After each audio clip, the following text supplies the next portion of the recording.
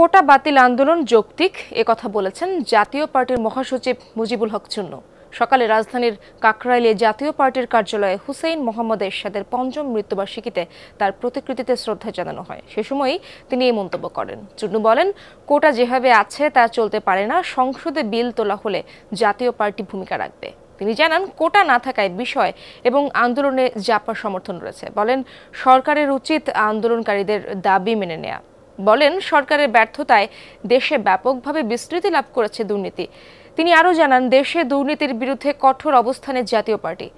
এরশাদের আমলে এমন দুর্নীতি ছিল না, এমনটা উল্লেখ করেন চুন্নু। বলেন, দুর্নীতি রোধ এবং দেশের উন্নয়নে এরশাদের আদর্শ এ সময় খুবই দরকার।